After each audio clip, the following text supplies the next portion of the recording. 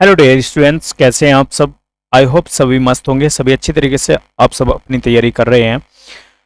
यहाँ पर हम बात करने वाले हैं सारणिक की। और पिछली क्लास में हमने देखा था सारणिक की एक्सरसाइज 4.1 और इस एक्सरसाइज को हमने बड़ी बेहतरीन तरीके से समझा था और इसके प्रत्येक क्वेश्चन को हमने डिस्कस किया था। कुछ क्वेश्चन मैंने आपको सोल्व करने के लिए भी दिए थे। आई होप आप लोगों ने उन सभी क्वेश्चंस को सोल्व कर लिया होगा। आप लोगों को कोई भी प्रॉब्लम नहीं आई होगी, क्योंकि मेरे पास ऐसा कोई भी कमेंट नहीं आया है जिसका मुझे इस वीडियो के अंदर रिप्लाई देना हो। ठीक है, यदि आप लोगों को कोई भी प्रॉब्लम आती है तो आप लोग कमेंट सेक्शन में जरूर बताया करो, ताकि मैं नेक्स्ट वीडियो में उसका सॉल्यूशन आपको बता सकूं। आज के इस वीडियो में हम देखने वाले हैं एक्सरसाइज 4.2 से संबंधित जो प्रॉपर्टीज है, जो गुणधर्म है सारणी के, जो इंप्लीमेंट होंगे एक्सरसाइज 4.2 के अंतर्गत, तो उन गुणधर्मों को हम इस वीडियो में डिस्कस करने वाले हैं। तो चलिए शुरू करते हैं इस वीडियो को। यदि आपने अभी तक इस चैनल को सब्सक्राइब नहीं किया है तो चैनल को सब्सक्राइब कर लीजिए, साथ ही साथ वीडियो को लाइक और शेयर जरूर कर दीजिए। बढ़ते हैं आगे। सबसे पहला गुणधर्म आता है हमारे पास कि किसी सारणिक का मान इसकी पंक्तियों और स्तंभों के परस्पर परिवर्तित करने पर अपरिवर्तित रहता है। ध्यान से सुनिए, मैंने क्या कहा कि यदि कोई सारणिक है, सपोज करो आपके पास सारणिक इस प्रकार है कि A1 है, A2 है, A3 है, उसके बाद B1 है, B2 है, B3 है और उसके बाद C1, C2 और C3 है। यदि मैं इसकी पंक्तियों को स्तंभों में और स्तंभों को पंक्तियों में परिवर्तित कर देता हूं, यानी कि A1, A2, A3, B1, B2 and B3 और C1, C2 एंड C3 इस प्रकार से कर देता हूं, तो इन दोनों के मान क्या आएंगे? बराबर आएंगे। इनके मान में कोई भी परिवर्तन नहीं होगा, यानी कि इसके ऊपर कोई भी प्रभाव नहीं पड़ेगा, इनका मान अपरिवर्तित रहेगा। तो इसके बेस पर बुक में हमें कुछ एग्जाम्पल्स देखने को मिलते हैं, लेकिन हम उन एग्जाम्पल्स को यहां पर सोल्व करेंगे। तो हमारे पास आता है एग्जाम्पल नंबर 6। एनसीईआरटी बुक की हम यहां पर बात करें तो यहां पर एग्जाम्पल नंबर 6 आता है और ये कह रहा है कि आप गुणधर्म नंबर 1 को यहां पर सत्यापित कीजिए। तो देखिए, पेपर में डायरेक्ट ऐसे नहीं पूछा जाता कि आप सारणिक के गुणधर्म 1 को सत्यापित कीजिए, ऐसे कभी भी नहीं आएगा। ठीक है, लेकिन यहां पर हमें प्रैक्टिस करने के लिए कह रहा है कि आप पहले इंप्लीमेंट तो करके देखो कि क्या ऐसा संभव है कि यदि आप सारणिक में पंक्तियों और जो स्तंभ होते हैं उनको यदि आपस में बदल देते हैं तो क्या जो सारणिक होता है उसका मान परिवर्तित होता भी है या नहीं, इसे प्रूफ तो कर लो। तो उसके लिए हमें यहां पर एग्जाम्पल दिया है। तो यहां पर सबसे पहले मैं मान निकालूंगा इस डेल का। तो यहां पर देखो, मैं पंक्ति के अकॉर्डिंग चलूंगा और आप लोग भी पंक्ति के अकॉर्डिंग चले। ज्यादातर जहां पर आपको क्वेश्चन लगे कि आप सिंपल कर सकते हैं स्तंभ के अकॉर्डिंग, तो वहां पर आप स्तंभ के अकॉर्डिंग भी जा सकते हैं। तो सबसे पहले हम किसे करेंगे? 2 को उठाएंगे और यहां पर 0 की गुणा -7 के साथ करेंगे तो क्या आएगा? 0 आएगा। -5 की गुणा 4 के साथ करेंगे तो कितना आएगा मेरे भाई? 20 आएगा। ठीक है, उसके बाद आएगा माइनस। ठीक है, मैंने कहा था आप लोगों को कि आप लोगों को पंक्ति के अनुसार चलना है, तो अभी क्या आएगा? माइनस का 3। देखो, माइनस का ये हो गया और माइनस ये, तो माइनस माइनस क्या हो गया? +3। ठीक है, फिर देखो क्या होगा, ये ऐसे कट जाएगा तो 6 की गुणा होगी -7 के साथ, तो कितना हो जाएगा? -42, क्योंकि 7 6 कितना होता है? 42 होता है। 1 की गुणा किसके साथ होगी? 1 की गुणा होगी 4 के साथ, तो ये हो जाएगा -4। ठीक है, उसके बाद क्या होगा मेरे भाई? उसके बाद हम जाने वाले हैं थर्ड, जो हमारा स्तंभ है। तो यहां पर देखो, यहां पर ये कितना आया? यहां पर आया 5, तो प्लस का 5। ठीक है, अब 6 की गुना 5 के साथ करेंगे तो 5 6 कितना हो जाएगा? 30 हो जाएगा। -1 की गुना 0 के साथ करेंगे तो 0 आ जाएगा। अब हमें इसकी वैल्यू निकाल लेनी है, तो वैल्यू निकालेंगे। देखो, 2 गुणा -20 प्लस, ठीक है ना, 3 गुणा, देखो जब इनको गुना करेंगे तो कितना आ जाएगा? -46 आ जाएगा प्लस, और 5 की गुना हो जाएगी किसके साथ? 30 के साथ। तो अब इनकी गुना करते हैं, तो -20 की गुना करेंगे 2 के साथ, तो माइनस का आ जाएगा 40 प्लस, देखो प्लस और माइनस क्या हो जाएगा? माइनस। 6 तिया 18 होता है, हासिल 1, 4 तिया 12 और 1 13। ठीक है, प्लस 5 तिया कितना होता है? 15। ठीक है, अब दोनों को मैं क्या कर लेता हूँ? एक साथ जोड़ लेता हूँ, तो ये हो जाएगा 150 माइनस 40 और माइनस के 138 ही हो जाएंगे, माइनस का 178। तो जब दोनों को मैं सोल्व करूंगा तो आ जाएगा -28। आई होप आप लोगों को ये चीज समझ में आ गई होगी, लेकिन हमारा सवाल अभी भी सोल्व नहीं हुआ है। ठीक है, क्योंकि अभी हमने इसका एक ही पार्ट सोल्व किया है, अभी इसका दूसरा पार्ट बाकी है। कैसे बाकी है? तो अब हम क्या करेंगे? यहां पर डेल 1 मानेंगे और यहां पर गुणधर्म 1 अप्लाई करेंगे। यानी कि जो हमारे पास पंक्ति है उसे स्तंभों में बदलेंगे और जो स्तंभ है उसे पंक्ति में बदलेंगे। तो हमारे पास ये स्तंभ है तो हम इसे पंक्ति बना लेंगे। ठीक है, फिर से ये स्तंभ है तो इसे पंक्ति बना लेंगे, -3 0 5। फिर ये स्तंभ है इसे भी पंक्ति बना लेंगे तो ये हो जाएगा 5 4 और माइनस के 7। ठीक है, मैं सही से करके लिख लेता हूं ताकि गलती कोई गुंजाइश न रहे। 5 4 और माइनस के 7। ठीक है, जैसा कि मैंने आपसे कहा था कि हम जो प्रसार करेंगे वो किसके अनुसार करेंगे, पंक्ति के अनुसार करेंगे, तो हम प्रसार करेंगे पंक्ति के अनुसार ही। ठीक है, चलिए तो देखो सबसे पहले आएगा क्या, सबसे पहले आएगा 2। ठीक है ना, और फिर किसकी, 0 की गुना 7 के साथ होगी तो 0, माइनस 4 की गुना 5 के साथ होगी तो आएगा 20। ठीक है, ओके, सॉरी। अब देखो अब हम क्या करने वाले हैं, अब हम क्या करने वाले हैं, इसको यहां पर लेकर आने वाले हैं। तो यहां से क्या हो जाएगा, माइनस क्या आ जाएगा, कितना, माइनस का आ जाएगा 6। ठीक है ना, देखो माइनस के 3 की गुना होगी माइनस के 7 के साथ, तो ये क्या हो जाएगा, प्लस का 7 या 21। ठीक है, माइनस 5 की गुना 5 के साथ होगी तो माइनस का 25, प्लस यहां पर लेकर आएंगे तो ये कितना हो जाएगा, 1। ठीक है, अब देखो यहां पर यदि आप थोड़ा सा ध्यान से देखोगे तो ये भी हट जाएगा, यहां से ये भी हट जाएगा और ये भी हट जाएगा। ठीक है, तो देखो अब क्या होगा, अब इस माइनस के 3 की गुना 4 के साथ होगी, हो जाएगा माइनस का 12, माइनस 5 की गुना 0 के साथ होगी तो क्या हो जाएगा, 0। ठीक है, तो देखो वैल्यू क्या आएगी, 0 गुना माइनस के 20 माइनस 6 गुना, देखो 21 में से 25 घटाएंगे तो बचेगा माइनस के 4, और देखो प्लस और माइनस क्या हो जाएगा, माइनस 12 की गुना 1 के साथ करेंगे तो हो जाएगा 12। ठीक है, अब देखो अब हम क्या करने वाले हैं भाई, माइनस के 20 की गुना करेंगे 2 के साथ तो ये हो जाएगा माइनस का 40। ठीक है, माइनस 6 की गुना करेंगे, और देखो माइनस के 6 और माइनस के 4 जब गुना करेंगे तो क्या हो जाएगा, प्लस का 20 हो जाएगा, सॉरी 6 चौक 24 हो जाएगा। ठीक है, माइनस के 12। ठीक है, अब देखो माइनस के 40 और 24 में से 12 घटाएंगे तो बचेगा कितना, 12, और 12 में से 40 घटाएंगे तो बचेगा कितना, माइनस के 28। तो यहां पर आप देख रहे होंगे कि जो डेल था, ठीक है ना, वो किसके बराबर आ रहा है, डेल 1 के बराबर आ रहा है, और यही क्या है, यही हमारी प्रॉपर्टी नंबर 1 है। ठीक है ना, यही क्या है, हमारी सारणिक की प्रॉपर्टी नंबर 1 है कि यदि आप पंक्तियों को स्तंभों में बदल दोगे तो जो सारणिक का मान है वो अपरिवर्तित रहेगा। क्लियर हो गई, मेरे ख्याल से आप लोगों को चीजें समझ में आ गई होंगी। अब हम बात करने वाले हैं गुणधर्म नंबर 2 की, सारणिक के जो प्रॉपर्टी नंबर 2 है उसकी हम बात करने वाले हैं। अब जो प्रॉपर्टी नंबर 2 है ये क्या कहती है, ध्यान से देखो। प्रॉपर्टी नंबर 2 कहती है कि यदि एक सारणी की कोई दो पंक्तियों या स्तंभों को परस्पर परिवर्तित कर दिया जाता है तो सारणी का चिन्ह परिवर्तित हो जाता है। ठीक है ना, सारणी का क्या हो जाता है, चिन्ह परिवर्तित हो जाता है। अब देखो कैसे बात यहां पर कही गई है, ध्यान से देखना। ठीक है ना, चलिए तो सपोज करो मैं मान लेता हूं यहां पर मेरे पास एक सारणिक है A1 A2 A3, फिर B1 B2 B3 C1 C2 और C3। तो यदि मैं यहां पर इसका मान चेंज, इसके जो पंक्ति है या जो स्तंभ है उन्हें चेंज कर देता हूं, जैसे मैं ये जो हमारे पास ये पंक्ति है इसे ऊपर लिख देता हूं C1 C2 C3 और B1 B2 B3 और A1 A2, ठीक है, A3। तो यहां पर जो इनके मान होंगे यदि ये पॉजिटिव है तो ये क्या हो जाएगा, ये नेगेटिव हो जाएगा, यानी कि इसका चिन्ह परिवर्तित हो जाएगा। ऐसे ही यदि आप चाहो तो इसे एक और रूप में बदल सकते हैं कि A1 A2 A3 तो जो का त्यों है, यहां पर C1 C2 C3 हो गया और यहां पर क्या होगा B1 B2 B3 हो गया। तो B क्या हो जाएगा, यहां पर माइनस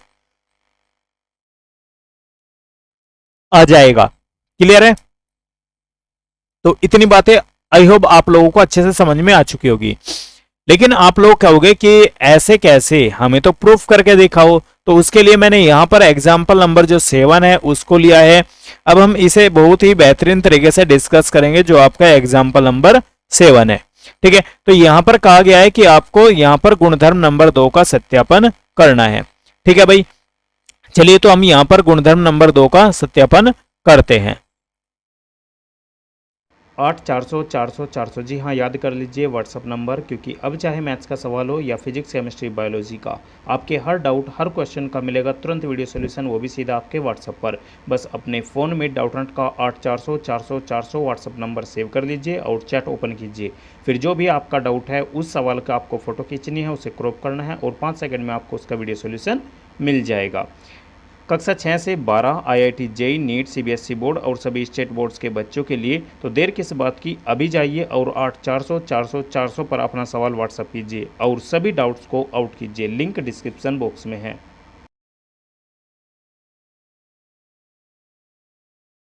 तो सबसे पहले हम यहाँ पर निकालते हैं डेल का मान। ठीक है, यहाँ पर हमारे पास क्या है, 2 है, -3 है। ठीक है, चलो हम इसे क्या कर लेते हैं, डायरेक्ट ही सोल्व कर लेते हैं। तो यहाँ पर मैं पंक्ति के अनुसार जाऊंगा, तो यहाँ पर ये क्या हो जाएगा, 2 हो जाएगा। ठीक है ना, तो पहले इसे काटूंगा, तो 0 की गुना 7 के साथ माइनस के साथ करूंगा, तो यहाँ पर ये क्या हो जाएगा, 0 आ जाएगा। माइनस 5 की गुना इसके साथ करूंगा तो हो जाएगा 20। ठीक है, चलिए फिर क्या होगा भाई, फिर यहां पर आएंगे तो ये माइनस का 3 ऑलरेडी यहाँ पर माइनस, तो यहाँ पर क्या हो जाएगा प्लस। ठीक है, ऑलरेडी बता चुका हूं मैं आपको। तो ये क्या हो जाएगा, 6 सत्ते 42, माइनस का 42 हो जाएगा और माइनस का 4 एकम कितना हो जाएगा, 4 हो जाएगा। ठीक है, प्लस। ठीक है, चलिए अब हम क्या करने वाले हैं, अब हम यहां पर आने वाले हैं, तो ये क्या हो जाएगा, प्लस का 5 हो जाएगा और यहां पर 6 पंजे कितना हो जाएगा, 30। ठीक है, माइनस 1 की गुना 0 के साथ करेंगे तो 0। ठीक है, अब इन्हें ध्यान से देख लीजिए, आने वाले एग्जाम्पल्स के अंदर ये हमें बहुत ज्यादा काम आने वाला है। डायरेक्ट आप लोगों को इसकी वैल्यू याद रख लेनी है। तो 2 गुना माइनस के 20, ठीक है ना, 2 गुना माइनस के 20 प्लस 3 गुना माइनस के कितना हो जाएगा, माइनस के 46 प्लस 5 गुना 30। ठीक है, तो चलिए देखो सोल्व करते हैं, तो ये कितना हो जाएगा, माइनस के 40 हो जाएगा, ये माइनस के कितना हो जाएगा भाई, प्लस माइनस माइनस, ये 36 18 हो जाएगा, यानी कि 138 हो जाएगा और प्लस ये कितना हो जाएगा, ये हो जाएगा 150। तो आप सबको पता है कि एक जोड़ करके कितना आ जाएगा, माइनस के 28 आ जाएगा। ठीक है, अब हमें क्या करना है, अब हमें इसका डेल वन टाइप करना है। तो डेल वन देखेंगे इसका क्या बनेगा, तो डेल वन बनेगा भाई इसका क्या, मैं इसको तो जो का त्यों रखता हूं, 2 -3 और 5 को तो जो का त्यों रखता हूं, इसे यहां पर ले जाता हूं और इसे यहां पर, यानी कि यहां पर क्या आ जाएगा, 1 5 और माइनस के साथ आ जाएगा और ये 6 0 4 ये नीचे आ जाएगा। यानी कि मैंने जो R2 है, R2 को बदल दिया है किससे, R3 से। R2 को बदल दिया है किससे, R3 से मैंने यहां पर चेंज कर दिया है। ठीक है, अब देखो, तो यहां पर मैं क्या करूंगा, मैं यहां पर फिर से वही R1 के अकॉर्डिंग जाऊंगा। ठीक है, प्रसार इसका पंक्ति के अनुसार करूंगा। तो देखो क्या आएगा भाई, ये आएगा यहां पर सबसे पहले 2, ठीक है ना, ये ऐसे कट जाएगा, तो 5 कितना हो जाएगा 20 माइनस 0 की गुना 7 के साथ हो जाएगा 0। ठीक है, उसके बाद आएगा भाई माइनस का 3, तो ये ऑलरेडी माइनस है और ये माइनस, तो ये क्या बना देगा, प्लस। ठीक है, अब देखो ये ऐसे कटेगा, तो 1 की गुना 4 के साथ होगी तो 4 माइनस 6 की गुना 7 के साथ होगी तो माइनस, देखो ये माइनस और ये माइनस प्लस हो जाएगा, 6 7 कितना हो जाएगा 42। ठीक है, ओके, अब देखो यहां पर ये क्या है, ये प्लस का 5। ठीक है, अब देखो ये ऐसे कट जाएगा, तो 1 की गुना 0 के साथ तो 0 माइनस, ठीक है ना, 6 पंजे कितना हो जाएगा, ये हो जाएगा 30। ठीक है, देखो यहां पर ये कितना है, 2 गुना 20। ठीक है, प्लस यहां पर ये देखो कितना है भाई, 3 गुना, ठीक है ना, 3 गुना ये कितना हो जाएगा 46। ठीक है, अब देखो ये प्लस ये माइनस, तो माइनस 5 गुना कितना हो जाएगा 30। ठीक है ना, 5 गुना कितना हो जाएगा भाई, 5 गुना हो जाएगा 30। ठीक है, तो देखो ये कितना हो जाएगा 40 भाई, 20 दूनी 40 प्लस 46 कितना होता है 138। ठीक है, माइनस 5 और 30 कितना हो जाएगा, ये हो जाएगा 150। ठीक है, जब सबको जोड़ेंगे तो ये कितना हो जाएगा 178 माइनस का 150। तो यहां से आप देखोगे कि 178 में से 150 घटाएंगे तो कितना आएगा आंसर, ये आ जाएगा आपके पास 28। यानी कि आपने देखा होगा कि जो डेल की वैल्यू थी, ठीक है, और जो आपके किसकी वैल्यू आई, जो वैल्यू आई डेल वन की, तो यहां पर देख रहे होंगे आप, यहां पर जो डेल वन की वैल्यू है उसमें माइनस, उसका चिन्ह क्या हो गया, बदल गया। ठीक है ना, यहां पर माइनस था तो यहां पर पॉजिटिव हो गया, यहां पर पॉजिटिव होता तो यहां पर नेगेटिव हो जाता। तो मेरे ख्याल से आप लोगों को जो प्रॉपर्टी नंबर 2 है ये अच्छे से क्लियर हो गई होगी। प्रॉपर्टी नंबर 2 आप लोगों को अच्छे से समझ में आ गई होगी। क्या है प्रॉपर्टी नंबर 2? ध्यान से देख लीजिए कि यदि आप किसी पंक्ति को यदि आप पंक्ति से परिवर्तित करते हैं, ठीक है, या फिर आप कॉलम को कॉलम से रिप्लेस करते हैं, तो आपको क्या होगा, आपका जो सारणिक होगा उसका मान क्या हो जाएगा, परिवर्तित हो जाएगा, उसका चिन्ह परिवर्तित हो जाएगा। ठीक है, चलिए इसके बाद आता है भाई हमारे पास गुणधर्म नंबर 3। गुणधर्म नंबर 3 क्या कहता है? ध्यान से देखिए, एक बार पढ़िए पहले तो। देखो, जब तक आप चीजों को नहीं पढ़ोगे आप लोगों को ऐसा लगेगा कि पता नहीं हम क्या चीज पढ़ रहे हैं। ये चीजें बहुत ही आसान हो जाएगी, ठीक है, यदि आप इन्हें आराम से पढ़ोगे। ठीक है, देखो यहां पर क्या कह रहा है कि यदि एक सारणी की 2 पंक्तियां या स्तंभ समान है, यानी कि यदि किसी सारणी की 2 पंक्तियां एक जैसी है या 2 स्तंभ एक जैसे हैं, तो उस सारणी का मान क्या हो जाएगा, 0 हो जाएगा। इसका कहने का मतलब है कि यदि a1 a2 a3 b1 b2 b3 या a1 a2 a3, ठीक है, यदि इस प्रकार का सारणिक है या फिर इस प्रकार का सारणिक है a1 a2 a3 b1 b2 b3, ठीक है, a1 a2 a3, ठीक है, तो इसका मान क्या होगा, 0 होगा। अब ऐसा क्यों हुआ? क्योंकि यहां पर आप देख रहे होंगे कि जो पंक्ति 1 है और पंक्ति 3 है, ये क्या है, दोनों एक जैसी है। ठीक है ना, यानी कि 2 पंक्तियां क्या हो गई, समान हो गई। या आप देख सकते हैं कि ये C1 और C3 यानी कि 2 स्तंभ क्या हो गए, समान हो गए, इसलिए इसका मान क्या हो गया, 0 हो गया। लेकिन आपके दिमाग में ऐसा आ सकता है कि क्या सर ऐसा पॉसिबल है, क्या ऐसा हो सकता है? तो हम इसे प्रूफ करेंगे भाई। ठीक है, हम देखते हैं यहां पर हमें एग्जाम्पल दिया गया है, एग्जाम्पल नंबर 8। ठीक है, और आप सबको इन सभी पर प्रैक्टिस करनी है, तभी जाकर आप लोगों को इन चीजें क्लियर होंगी। तो यहां पर देखोगे आप, तो जो पंक्ति नंबर 1 है और जो पंक्ति नंबर क्या है, पंक्ति नंबर 3 है, ये दोनों क्या है, बराबर है। तो अब हमें देखना है कि क्या ये इसका मान 0 आएगा। यदि ऐसा है तो आप लोगों को ये क्वेश्चन एनडीए एयरफोर्स में बहुत ज्यादा मदद करने वाले हैं, क्योंकि वहां पर भी डायरेक्टली ऐसे क्वेश्चन पूछ लिए जाते हैं। ठीक है, अब जिनको कॉन्सेप्ट पता रहता है वे तो डायरेक्टली कर लेते हैं, और जिनको नहीं पता रहता वो अपना सोल्व करने में लग जाते हैं और अपना टाइम वेस्ट करते हैं। तो समय बहुत इंपॉर्टेंट है हमारे लिए। तो अब देखते हैं इसे सोल्व करके। तो R1 के अकॉर्डिंग चलेंगे भाई। तो सबसे पहले क्या आएगा, 3 आएगा, उसके बाद 3 दूनी 6 माइनस 2 तिया 6, ठीक है, माइनस, फिर यहां पर क्या आएगा, 2 आएगा भाई। ठीक है ना, फिर यहां पर देखो इसके गुना इसके साथ करेंगे तो 2 तिया कितना हो जाएगा, 6 माइनस, ठीक है ना, इसके गुना इसके साथ करेंगे तो कितना हो जाएगा, 3 तिया 9, ठीक है, प्लस प्लस हो गया भाई। अब देखो, अब हम क्या करेंगे, यहां पर होगा तो यहां पर देखो, यहां पर कितना है, 3, तो 3 आएगा। अब देखो इसके गुना इसके साथ करेंगे, 2 दूनी 4 माइनस 3 दूनी कितना हो जाएगा, 6, ठीक है। देखो ये 6 में से 6 गया तो 0, 0 गुना 3 के साथ हुई तो 0, माइनस 2 गुना, देखो 6 में से मैंने कितना घटाया, 9 घटाया तो कितना बचा, माइनस का 3, प्लस 3 गुना 4 में से 6 घटाया तो कितना बचा, माइनस का 2, ठीक है। देखो माइनस माइनस क्या हो गया, प्लस, 3 दूनी कितना हो गया, 6 प्लस, ठीक है ना। देखो इस प्लस की वजह से ये प्लस क्या हो गया, सॉरी इस माइनस की वजह से ये प्लस क्या हो गया, माइनस का, तो यानी कि ये बन गया यहां पर आपका माइनस, ठीक है, माइनस। अब इस 3 के गुना इस 2 के साथ करूंगा तो 6, तो यहां पर देखो जब ये आपस में कट जाएंगे तो आंसर कितना आ जाएगा, 0, यहां पर आपका राइट आंसर आ जाएगा। किसी को कोई डाउट हो तो बताओ कि सर हमें यहां पर ये प्रॉब्लम है, ठीक है। तो आप लोगों को यदि कोई प्रॉब्लम है, कोई चीजें समझ में नहीं आती है, तो आप लोगों को कमेंट सेक्शन में जरूर लिखना है, ठीक है। आइए अब आता है हमारे पास गुणधर्म नंबर 4, और ये गुणधर्म क्या कहता है, इन्हें थोड़ा सा ध्यान से समझ लीजिए। उसका कारण यह है कि आप लोगों को जाकर ये आगे चीजें बहुत ज्यादा काम आने वाले हैं, इनका हम यूज करने वाले हैं, क्योंकि आगे आगे जितना हम इस एक्सरसाइज में आगे आगे बढ़ते जाएंगे उतने उतने क्वेश्चन डिफिकल्ट भी होते जाएंगे। चैप्टर इंपॉर्टेंट है, इसलिए हर एक चीज को बड़े ध्यान से सीखना समझना है। यहां पर देखो क्या दिया गया है कि यदि एक सारणी के किसी एक पंक्ति या स्तंभ, यानी कि यदि हमारे पास कोई सारणिक दिया गया है, या तो हम उसकी एक पंक्ति या एक स्तंभ के प्रत्येक अवयव को एक अचर संख्या के से गुणा करते हैं तो उसका मान के गुणित हो जाता है। अब आप कहोगे सर ये क्या बात कही, हमारी तो समझ में कुछ भी नहीं आया, ठीक है ना, हमारी समझ में कुछ भी नहीं आया। तो देखो देखो इसका मतलब क्या है, मैं यहां पर एक और पेज जोड़ लेता हूं। यदि आपके पास A1 A2 A3 है, B1 B2 B3 है, C1 C2 C3 है, ठीक है, और यहां पर मैं इसमें क्या करता हूं, C1 में क्या करता हूं, K से गुणा हो रखी है इनके साथ, ठीक है।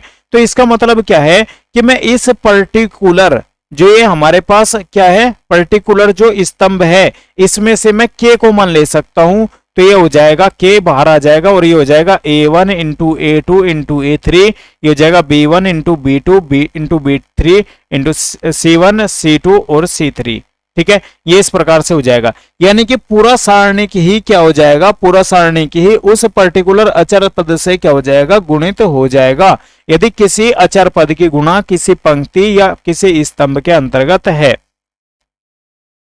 बातें कुछ क्लियर हुई या नहीं हुई? आई होप आप लोगों को कुछ चीजें समझ में आई होगी, मुझे उम्मीद है, ठीक है। यहां पर कुछ गुणधर्म भी हमें देखने हैं, ठीक है। चलिए अब यहां पर पीछे देख लेते हैं पहले थोड़ा सा कि ये टिप्पणी इंपोर्टेंट है। इस गुणधर्म के अनुसार हम किसी सारणी की एक पंक्ति या स्तंभ से उभयनिष्ठ क्या कर गुणनखंड क्या कर सकते हैं, बाहर निकाल सकते हैं। यानी कि किसी भी एक पंक्ति या एक स्तंभ से किसी भी उभयनिष्ठ गुणनखंड को हम क्या कर सकते हैं, बाहर निकाल सकते हैं, ठीक है। दूसरा कि यदि एक सारणी की किन्हीं दो पंक्तियों स्तंभों के संगत अवयव समानुपाती है, समानुपात का मतलब होता है एक ही अनुपात में होना, ठीक है, तो उसका मान क्या होगा, उसका मान भी शून्य होता है। इंपोर्टेंट है, वेरी वेरी। अब आप कहोगे कि सर ये बात क्या कही आपने, तो यहां पर देखो A1 A2 A3 B1 B2 B3 KA1 KA2 KA3, तो ये कुछ चीजें दी गई है, ठीक है। तो यहां से यदि मैं K को बाहर निकाल लेता हूं तो ये क्या बन जाएगा, ये बन जाएगा, यदि मैं K को बाहर निकाल लेता हूं A1 A2 A3 B1 B2 B3 C1 C2 C3, ठीक है। सॉरी C1 तो है नहीं, यहां पर A1 A2 A3, तो यहां पर देखोगे कि जो पंक्ति एक है वही पंक्ति 3 बन गई, भले ही गुना में कुछ भी आ रहा हो, इसका तो इस सारणिक का मान तो 0 हो गया, इनटू में K करोगे तो ये भी वैल्यू क्या हो जाएगी, 0 हो जाएगी। तो वही बात यहां पर बताई गई है कि यदि कोई ऐसा सारणिक अवेलेबल है हमारे पास, ऐसा कोई सारणिक है कि जिसकी पंक्ति या स्तंभ, दो पंक्ति या स्तंभ संगत अवयव समानुपात में हो, तो उसका मान भी क्या होता है, उसका मान भी शून्य होता है, ठीक है। अब चलिए हम कुछ एग्जाम्पल सीख लेते हैं, समझ लेते हैं, और जो एक्सरसाइज में तो हम क्वेश्चनों को करके देखेंगे, वहां पर तो हमें चीजें और भी अच्छी तरीके से समझ में आ ही जाएंगी, ठीक है। तो देखो यहां पर हमारे पास क्या देगा, हमें एक सारणिक दिया गया है 102 18 और 36, ठीक है। तो देखो मैं क्या करता हूं, इस 102 को मैं लिख लेता हूं, कुछ टुकड़े कर लेते हैं इसके 102 के, ठीक है ना। तो आप सब जानते हैं कि 17 छिक्का क्या होता है, 17 छिक्का 102 होते हैं, ठीक है। 6 कितना होता है, 18 होता है, और 6 छंग कितना होता है, 36 होता है। 1 3 4, ठीक है, ये 17 हो गया, ये 3 हो गया, ये 6 हो गया। तो देखो आप पंक्ति एक में ध्यान से देखो कि यहां भी ये भी 6 है, ये भी 6 है, ये भी 6 है, तो एक अचर पद हो गया, इसे मैं बाहर निकाल सकता हूं क्या, तो यहां पर लिखेंगे R1 से 6 कॉमन लेने पर या 6 उभयनिष्ठ को बाहर निकालने पर, ठीक है ना, बाहर निकालने पर, ठीक है। तो जैसे ही मैं बाहर निकालता हूं तो ये यहां पर लिखा जाएगा, ये क्या हो जाएगा, 17 3 6 1 3 4 17 3 6, ठीक है। तो यदि आप ध्यान से देखोगे जो पंक्ति 1 है, जो पंक्ति आपकी 1 है और जो पंक्ति 3 है, ये क्या है, ये सेम है, एक जैसी है, ठीक है। तो इसका मतलब क्या हो गया कि ये इस जो सारणिक का मान हो गया, ये क्या हो गया, 0 हो गया, और गुणा में कितना है, गुणा में 6, तो 6 गुणा 0 कितना हो जाएगा, 0, यानी कि इस सारणिक का मान कितना आएगा, इस सारणिक का मान आएगा आपका 0। क्लियर है, ठीक है भाई। चलिए अब देखिए आती है हमारे पास जो गुणधर्म नंबर क्या है, गुणधर्म नंबर 5 है, ठीक है। और ये गुणधर्म इंपोर्टेंट है भाई, ठीक है, इसके बेस पर हम बहुत सारे सवालों को सोल्व करेंगे, तो हर एक सवाल को आप लोगों को बड़े ध्यान से देखना है, सीखना समझना है। मैं फिर से आप लोगों से एक ही बात कहूंगा कि आप लोगों को हर एक स्टेप को बड़े ध्यान से देखना है, ठीक है ना, किसी भी स्टेप को स्किप नहीं करना है, ठीक है। चलिए तो अब देखते हैं भाई हम गुणधर्म नंबर 5 क्या कहता है। गुणधर्म नंबर 5, गुणधर्म नंबर 5 कहता है कि यदि एक सारणी की एक पंक्ति या एक स्तंभ कुछ या सभी अवयव दो या अधिक पदों के योगफल है, ठीक है, तो उन्हें हम क्या कर सकते हैं, तो सारणी को दो या अधिक सारणिकों के योगफल के रूप में व्यक्त किया जा सकता है, ठीक है। जैसे आप यहां पर देखोगे कि यहाँ पर हमें जो सारणिक है वो दो अवयवों में क्या दिखाई दे रहा है, दो अवयवों का योगफल दिखाई दे रहा है। तो हम इसे क्या कर लेंगे, जो A1 के साथ इस श्रृंखला को बना लेंगे, A1 B1 C1, फिर A2 B2 C2, फिर A3 B3 C3 बन गया। यहां पर चिन्ह कैसा है, प्लस का, तो प्लस का चिन्ह लगा दिया। ठीक है, फिर दूसरा क्या बनेगा, दूसरा बनेगा जो दूसरी श्रृंखला दी गई होगी, यानी कि λ1 B1 C1, ये बनेगा λ1 B1 C1, λ2 B2 C2, λ2 B2 C2, λ3 B3 C3, λ3 B3 और C3, ये हो गया आप लोगों का। ठीक है, क्लियर है। अब देखो आप लोगों के सामने ऐसे सवाल आएंगे। ठीक है, ये तो मुझे गुणधर्म बताने थे भाई आपको, अब आप लोगों के सामने सवाल आएंगे, तो आप लोगों को इस सवाल को कैसे सोल्व करना है। सबसे पहले आप इसका LHS लोगे और पहले आप क्या करोगे, पहले आप इसे इस तरीके से लिखोगे। पहले क्या लिखोगे, AX, ठीक है, फिर क्या लिखोगे, फिर लिखोगे इस तरीके से BBY, ठीक है, फिर कैसे लिखोगे, फिर लिखोगे ऐसे, ठीक है ना, CCZ प्लस। ठीक है, अब आप क्या लिखोगे भाई, अब आप लोगों को लिखना पड़ेगा क्या, देखो चूंकि यहां पर भी प्लस, यहां पर भी प्लस, यहां पर भी प्लस, तो प्लस लगा दिया। अब आप लिखोगे क्या, अब आप लिखोगे A2XX, A2XX, ठीक है, फिर क्या लिखोगे B2YY, B2YY, ठीक है, फिर क्या लिखोगे C2Z और Z, C2Z और Z। ठीक है, यदि आप पहले सारणिक को देखोगे तो ABC ABC, यानी कि R1 और R2 एक जैसी है, तो इसलिए क्या हो गया, 0 हो गया प्लस। ठीक है, यहां पर देखोगे जो हमारी R2 है, यहां से हम 2 कॉमन ले सकते हैं, ले दिया मैंने, तो बचा क्या ABC, यहां पर क्या बचा R2 के अंदर XYZ, क्योंकि 2 कॉमन आ गया इससे बाहर, XYZ, और जो तीसरी रो है उसमें क्या बचा XYZ। तो यहां पर आप देखोगे रो 2 और रो 3 एक जैसी है, तो ये क्या बन जाएगा 0 प्लस 2 गुना 0, तो यहां से क्या जाएगा 0 प्लस 0, यानी कि 0 इस क्वेश्चन का राइट आंसर आ जाएगा, जो कि हमारा क्या है, RHS है। यही हमें क्या करना था, यहां पर सिद्ध करना था। क्लियर है। देखो भाई आप लोगों को चीजें समझ में आनी चाहिए, ठीक है ना, समझ में आनी चाहिए प्रत्येक चीज आप लोगों को अच्छे तरीके से। अब आगे बढ़ते हैं हम। अब आता है हमारे पास गुणधर्म नंबर 6 कि गुणधर्म नंबर 6 क्या है भाई, इसे देखते हैं। गुणधर्म नंबर 6 कहता है कि यदि एक सारणी के पास पंक्ति या स्तंभ के प्रत्येक अवयव में दूसरी पंक्ति या स्तंभ के संगत अवयवों के समान गुणजों को जोड़ दिया जाता है तो सारणी का मान वही रहता है। अर्थात यदि मैं Ri में Ri plus K into RJ जोड़ देता हूं, या जो हमारे पास कॉलम है उसमें दूसरे किसी कॉलम का K गुणा जोड़ देता हूं, तो सारणी का मान वही रहेगा। ठीक है, जैसे हमारे पास यहां पर एक सारणिक था, क्या सारणिक था, A1 A2 A3 B1 B2 B3 C1 C2 C3। तो हमने इस सारणिक में क्या किया, जो R1 है, ठीक है, R1 में हमने क्या किया, R1 में हमने जोड़ दिया R3 का K गुणा। ठीक है, तो यहां पर हमारे पास ये वैल्यू आ गई। तो जो सारणिक 1 है और जो सारणिक डेल 1 है, इनका क्या हो जाएगा, मान फिर भी बराबर ही रहेगा। ठीक है, जैसे यहां पर आप लोगों को दिया गया है। अब हमें क्या करना है, अब हमें इस सवाल को सोल्व करना है। ठीक है ना, अब हमें क्या करना है, अब हमें इस सवाल को सोल्व करना है। ठीक है भाई, देखिए अब हम इस सवाल को सोल्व कैसे कर सकते हैं, ये हमें देखना है। ठीक है, अब या तो हम यहां पर क्या करें, 0 बनाएं। ठीक है ना, अब हम या तो क्या करें, 0 बनाएं, या फिर हम क्या करें, कुछ और करें। ठीक है ना, इसमें एक जैसी चीजें बनाएं। तो देखो यदि आप ध्यान से देखोगे, यहां पर भी 0 आसानी से बनाया जा सकता है, यहां पर भी 0 आसानी से बनाया जा सकता है। अब आप कहोगे कैसे, आप लोगों ने अवयव को अच्छे से पढ़ा है, तो यहां पर हम क्या करेंगे, जो R2 है R2 पे ऑपरेशन लगाएंगे, R2 में से हम घटाएंगे R1 का 2 गुना, यानी कि A का 2 गुना घटाएंगे 2A में से, तो क्या बचेगा 0। और R3 पर ऑपरेशन लगाएंगे कैसे, कि R3 में से हम घटा देंगे R1 का 3 गुना। ठीक है, तो अब देखिए घटाते हैं, तो डेल बराबर क्या हो जाएगा, तो ये हो जाएगा भाई, ये तो जो कहते हो रहेगा A प्लस B और A plus B plus C। ठीक है, देखो 2A घटेगा इस 2A में से, तो बनेगा 0।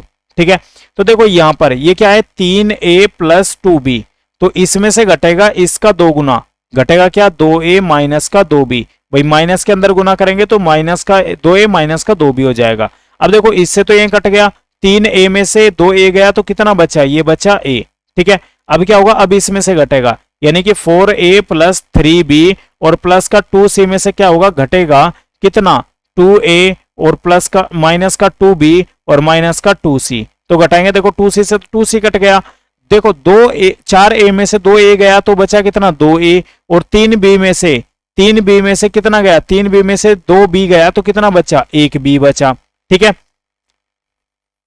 चलिए अब थोड़ा सा और आगे बढ़ते हैं हम। देखो 3a में से इसका 3a का 3 गुना घटाएंगे तो कितना बचेगा, 0। अब हमें इसमें से घटाना है 6a प्लस 3b में से हमें घटाना है इसका 3 गुना, तो इसका 3 गुना घटाएंगे 3a माइनस का 3b, तो 3b से 3b गया, 6a में से 3a घटाएंगे तो कितना बचेगा, 3a ही बचेगा। ठीक है ना, कितना बचेगा, 3a बचेगा। क्लियर है। अब हम क्या करने वाले हैं भाई, अब हम आगे और करते हैं इसे सोल्व। ठीक है, तो ये क्या है, 10a प्लस का 6b और प्लस का 3c, तो इसमें से हमें क्या करना है, इसमें से हमें घटाना है। ठीक है ना, इसमें से क्या करना है, इसमें से हमें घटाना है, तो घटाते हैं भाई। देखो इसका 3 गुना घटेगा भाई, तो 3a माइनस का 3b और माइनस का 3c, तो 3c से 3c गया। ठीक है ना, 10a में से 3a गया तो कितना बचा, 7a प्लस 3b, 6b में से 3b गया तो कितना बचा, 3b। ठीक है, अब आप लोग क्या कर सकते हैं, आप लोग इसका प्रसार कर सकते हैं C1, तो C1 के अनुदेश प्रसार करने पर, C1 के अनुदेश प्रसार करने पर लिखना पड़ेगा आपको ऐसे, प्रसार करने पर। ठीक है, तो मुझे क्या करना है, C1 के अनुदेश प्रसार करना है, तो मैं इसे रखूंगा और इसे काट दूंगा, तो यहां पर क्या बचेगा, a। ठीक है, तो इसकी गुना इसके साथ होगी, तो जब मैं इसकी गुना इसके साथ करूंगा तो क्या हो जाएगा, 7a स्क्वायर प्लस 3ab। ठीक है, माइनस, फिर इसकी गुना मैं इसके साथ करूंगा तो 3 दूनी 6a स्क्वायर माइनस, क्योंकि माइनस आएगा इनके बीच में तो माइनस यहां पर आ जाएगा, तो 3 एकम 3 और ये कितना हो जाएगा, ab। अब आप कहोगे सर माइनस कैसा है, तो आप ऐसे भी कर सकते हैं ब्रैकेट लगाकर, तो जब आप माइनस के अंदर गुना करोगे ये माइनस हो जाएगा और ये भी क्या हो जाएगा, ये भी माइनस ही हो जाएगा। ठीक है ना, ये भी क्या हो जाएगा भाई, आप लोगों का माइनस ही हो जाएगा। तो अब देखो ये क्या हो जाएगा, a। ठीक है ना, ये देखो 7a स्क्वायर प्लस का 3ab माइनस 6a स्क्वायर और माइनस का 3ab। ठीक है, इससे तो ये कट गया, तो कितना बचा, यहां से a स्क्वायर बचा, तो देखो a इंटू ए स्क्वायर, तो ये कितना हो जाएगा, ये हो जाएगा a क्यूब, और यही क्या था, यही हमारा RHS था। ध्यान से देखो, यही क्या था हमारा, यही हमारा RHS था। ठीक है, चीजें क्लियर हुई। तो ये थे आप लोगों के जो एग्जाम्पल थे आपके प्रॉपर्टीज के ऊपर। ठीक है, अब कुछ एग्जाम्पल्स इन्होंने अपने पास से दिए हुए हैं।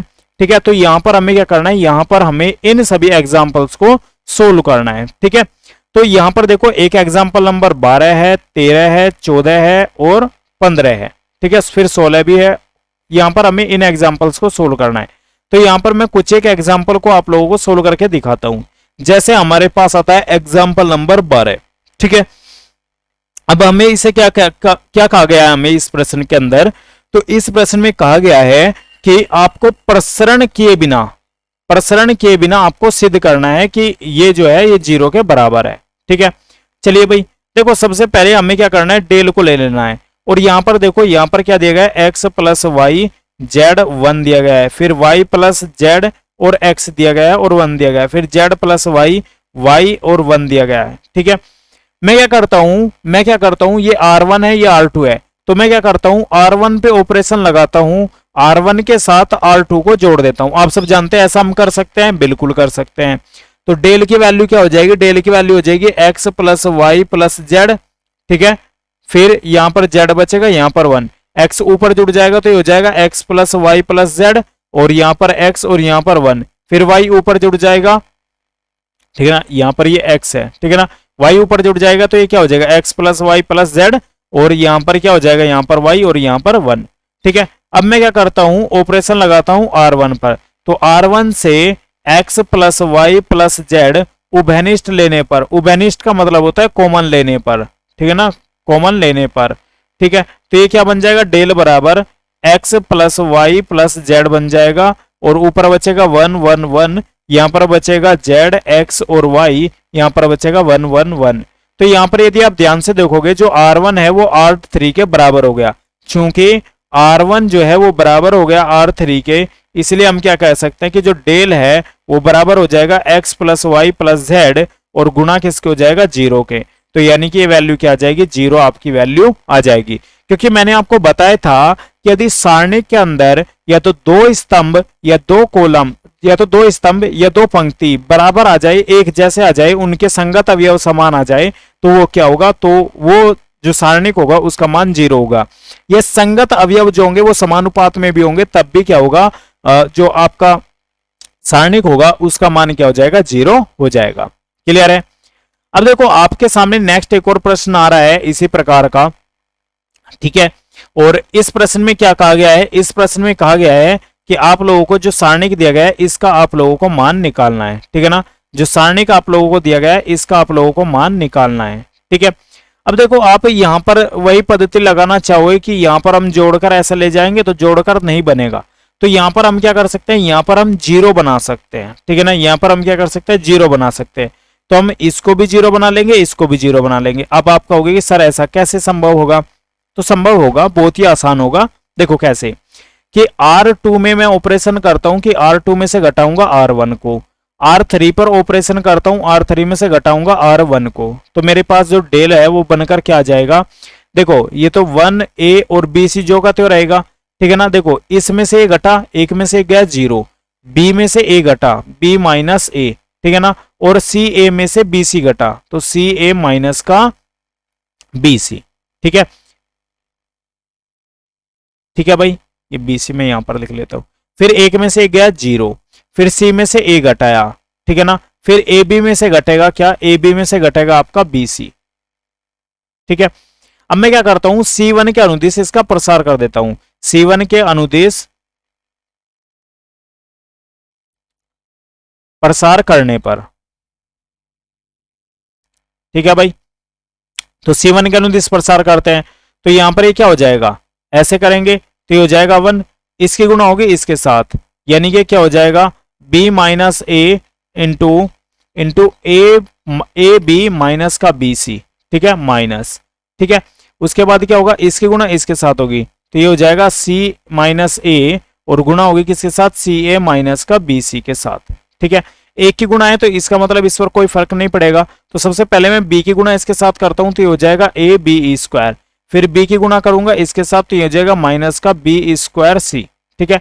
फिर a की गुणा इसके साथ करूंगा तो माइनस का ए स्क्वायर इंटू बी हो जाएगा, और फिर a की गुणा इसके साथ करूंगा तो माइनस माइनस प्लस हो जाएगा और ये हो जाएगा ए बी सी, ठीक है। अब देखो पहले इस माइनस को तो जो का त्यों रख लेंगे, पहले इनके आपस में गुणा कर लेंगे, तो पहले c की इसके साथ गुना करूंगा तो ये हो जाएगा सी स्क्वायर ए, फिर c की गुना इसके साथ करूंगा तो माइनस का बी सी स्क्वायर हो जाएगा, ठीक है। फिर a की माइनस ए की गुना इसके साथ करूंगा तो ये हो जाएगा माइनस का ए स्क्वायर सी, और माइनस का ए की गुना इसके साथ करूंगा तो माइनस माइनस हो जाएगा प्लस, और ये हो जाएगा ए बी सी, ठीक है। अब क्या होगा, माइनस के अंदर गुना करते हैं तो ऊपर ए बी स्क्वायर माइनस का बी स्क्वायर सी माइनस का ए स्क्वायर बी प्लस का ए बी सी, ठीक है। माइनस के अंदर गुना करेंगे तो माइनस का सी स्क्वायर ए प्लस का बी सी स्क्वायर, और माइनस माइनस क्या हो जाएगा प्लस का ए स्क्वायर सी, और माइनस प्लस क्या हो जाएगा माइनस का ए बी सी। तो इससे क्या होगा, इससे ये वैल्यू कट जाएगी, ठीक है। अब देखो आप लोगों को कुछ चीज सेम नजर आ रही है क्या यहाँ पर, ठीक है। यदि नजर आ रही है तो ठीक है, अदरवाइज जो भी वैल्यू यहाँ पर बची वही आपका आंसर होगा। तो ए बी स्क्वायर माइनस का बी सी बी स्क्वायर सी माइनस का ए स्क्वायर बी और माइनस का सी स्क्वायर ए और प्लस का बी सी स्क्वायर और प्लस का ए स्क्वायर सी, यही आप लोगों का क्या होगा, आंसर होगा। क्लियर है।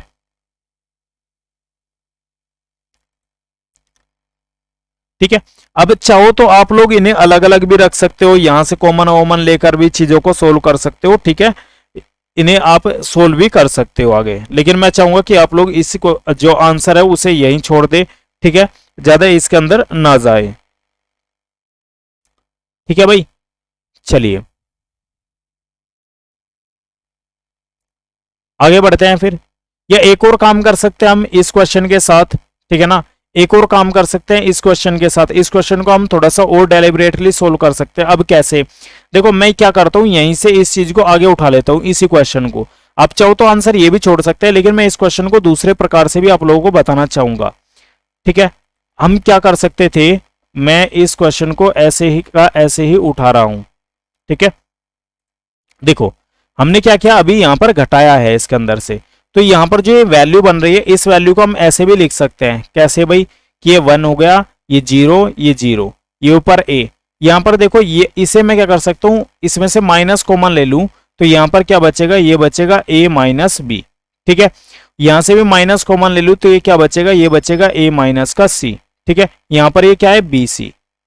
ठीक है, यहां से क्या कर सकता हूं, मैं c कॉमन ले सकता हूं, तो अंदर क्या बचेगा, a माइनस बी। ठीक है, यहां से मैं b कॉमन ले लेता हूं, तो क्या बचेगा अंदर, अंदर बचेगा क्या भाई, a माइनस का c, a माइनस सी। ठीक है, अब मैं क्या कर सकता हूं, जो R2 है, R2 से a माइनस बी, तथा जो R3 है, R3 से a माइनस सी कॉमन ले सकता हूं, कॉमन लेने पर। ठीक है ना, लेने पर देखो कैसे कॉमन आएगा, तो यहां से क्या आ गया, यहां से आ गया a माइनस बी। ठीक है, यहां से क्या आ गया, यहां से आ गया a माइनस सी। तो अब क्या बचा भाई, अब बचा 1 0 0, a माइनस 1 माइनस 1, ये बी सी बचा, ये सी बचा, ये बी बचा। अब मैं इसका अनुदिश प्रसार कर देता हूं, तो ये आया 1 यहां पर, तो a minus B into A minus C. ठीक है, तो यहां पर ये क्या आया, यहां पर आया 1। ठीक है, इंटू, तो देखो इसकी गुणा इसके साथ हुई, तो ये हो गया माइनस का बी माइनस, इसकी गुणा इसके साथ हुई, तो माइनस माइनस क्या हो गया, प्लस, ये हो गया सी। ठीक है, तो ये क्या हो जाएगा, a minus B, a minus C, और ये क्या हो जाएगा, c माइनस का क्या हो जाएगा भाई, c माइनस का b हो जाएगा। ठीक है, तो ऐसे भी आप इसका आंसर कर सकते हैं। ठीक है, ये भी क्या हो जाएगा, ये भी इसका आंसर हो जाएगा। अब आप चाहो तो इन्हें मैनिपुलेट भी कर सकते हैं। ठीक है ना, यानी कि आप इसे क्या लिख सकते हैं, आप इसे b माइनस ए भी लिख सकते हैं, और इसे c माइनस ए भी लिख सकते हैं, और इसे c माइनस बी लिख सकते हैं। ठीक है, या फिर आप एक काम कर सकते हैं कि इसे a माइनस बी लिख सकते हैं, इसे c माइनस ए, और इसे b माइनस सी लिख सकते हैं। ठीक है, तो मैनिपुलेट कर सकते हैं। यदि आपको चिन्हों की अच्छी नॉलेज है तो आप इन क्वेश्चन को मैनिपुलेट कर सकते हैं। ठीक है, तो ऐसे में एग्जामिनर आपको छूट देता है कि आप लोग इस क्वेश्चन को किस प्रकार से मैनिपुलेट कर रहे हैं। ठीक है, तो उम्मीद करता हूं कि ये चीजें समझ में आ चुकी होगी आप लोगों को अच्छे तरीके से। अब हमारे सामने बचता है एग्जाम्पल नंबर 14, 15 और 16। अब इन 3 एग्जाम्पलों को हम नेक्स्ट वीडियो में देखेंगे, और नेक्स्ट वीडियो आप लोगों को जरूर देखनी है, क्योंकि उसके अंदर मैं एक्सरसाइज के अंदर कुछ ऐसे क्वेश्चन होंगे जो मैंने आप लोगों को होमवर्क में करने को दूंगा, क्योंकि कल की जो क्लास होगी, इसका जो पार्ट सेकंड होगा, उसके अंदर ये जो एक्सरसाइज है ये मैं कंप्लीटली सोल्व करूंगा। 42 मिनट्स प्लस की ये वीडियो हो चुकी है, तो इसका मतलब है कि आप लोगों को बहुत सारी चीजें मैंने अच्छे तरीके से बिल्कुल डिटेल में सिखाई और समझाई है। ठीक है, तो कल की वीडियो का जो पार्ट 2 आएगा उसे जरूर देखिएगा। ठीक है, तो मिलते हैं आपको नेक्स्ट वीडियो में, तब तक के लिए जय हिंद, जय भारत। हेलो स्टूडेंट्स, यदि आप कक्षा 3 से लेकर कक्षा 12 तक के नोट्स डाउनलोड करना चाहते हैं, एनसीईआरटी सॉल्यूशंस चाहते हैं, पीडीएफ्स वगैरह चाहते हैं, और आप चाहते हैं कि आपको बीए, बीएससी, बीकॉम से संबंधित जो मॉडल पेपर्स है उनसे संबंधित स्ट्रेटजी है उसको आप जानना चाहते हैं, या फिर आप आईआईटी नीट के लिए तैयारी करना चाहते हैं, उसके लिए स्टडी मटेरियल चाहते हैं, तो आपको क्रोम ब्राउज़र को ओपन करना है और गूगल में सर्च करना है एडवांस एजुकेशन पॉइंट। जैसे ही आप एडवांस एजुकेशन पॉइंट सर्च करोगे तो आपके सामने एक वेबसाइट ओपन होकर के आ जाएगी, advanceducationpoint.com के नाम से। आपको इस वेबसाइट को ओपन करना है, और यहाँ पर आपके पास कंप्लीटली आपका सॉल्यूशन आ जाएगा। आप यहाँ से जैसे जैसे नीचे जाओगे आपको हर एक प्रकार की जानकारी यहाँ से मिलती हुई चली जाएगी। आप यहाँ पर जॉब से रिलेटेड भी नोटिफिकेशन पा सकते हैं, जो भी इंपॉर्टेंट लिंक्स वगैरह होती है सब आपको यहाँ पर प्रोवाइड कराई गई है। तो उम्मीद करता हूँ कि आप लोग इस वेबसाइट को विजिट जरूर करोगे, और अपने लिए जो भी आपको इंपॉर्टेंट डॉक्यूमेंट्स चाहिए, इंपॉर्टेंट पीडीएफ्स वगैरह चाहिए, वो आप सब यहाँ से डाउनलोड